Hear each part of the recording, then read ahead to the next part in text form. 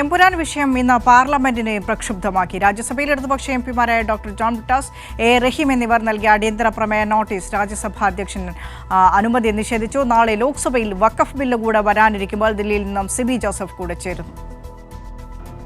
വിനീത, എമ്പുരാൻ വിഷയം ഇന്ന് പാർലമെന്റിൽ കൊണ്ടുവരാനായി എന്നുള്ളത് ഏറ്റവും ശ്രദ്ധേയമായ കാര്യമാണ്. രാജ്യസഭയിലും ലോക്സഭയിലും എംപിമാർ ഈ വിഷയം കൊണ്ടുവരികയും അടിയന്തര പ്രമേയ നോട്ടീസായി ചട്ടം 267 പ്രകാരം സഭ നിർത്തിവെച്ച് ചർച്ച ചെയ്യണമെന്ന് ആവശ്യപ്പെടുകയും ചെയ്തു. രാജ്യസഭയിൽ ഡോക്ടർ ജോൺ ബ്രിട്ടാസ് എംപിയും പി സന്തോഷ് കുമാറും അതോടൊപ്പം തന്നെ എ റഹീം അടക്കമുള്ള എല്ലാ ഇടതുപക്ഷ എംപിമാരും ഈ അടിയന്തര പ്രമേയ നോട്ടീസ് നൽകിയെങ്കിലും രാജ്യസഭാ ചെയർമാൻ ജഗദീപ് ധൻഖർ ഇത് അനുവദിച്ചില്ല.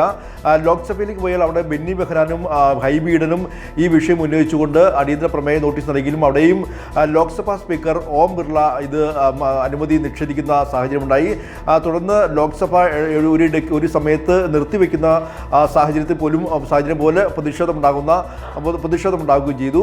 എന്തായാലും ഈ എമ്പുരാൻ വിഷയവുമായി ബന്ധപ്പെട്ടുകൊണ്ട് രാജ്യസഭയിൽ ബീഹാറിൽ നിന്നുള്ള RJD MP കൂടിയായ മനോജ് കുമാർ ഝാ അദ്ദേഹം പ്രധാനമായും സംസാരിച്ചത് രാജ്യത്താകമാനം ഒരു മതപരമായ ആഘോഷം ഉണ്ടാകുമ്പോൾ ഭയാനകമായ ഒരു സാഹചര്യമാണ് ഇപ്പോൾ നിലനിൽക്കുന്നത്. മാത്രമല്ല കൊമേഡിയൻ താരങ്ങളെ പോലും ഇത്തരത്തിൽ വേട്ടയാടുന്നു. അതോടൊപ്പം തന്നെ എമ്പുരാൻ പോലുള്ള സിനിമകൾ ഇറങ്ങുമ്പോൾ അതിനെല്ലാം തന്നെയും വേട്ടയാടുന്ന ഒരു സമീപനമാണെന്നും അദ്ദേഹം ചൂണ്ടിക്കാട്ടുന്ന ഒരു സ്ഥിതി കൂടി ഉണ്ടായി.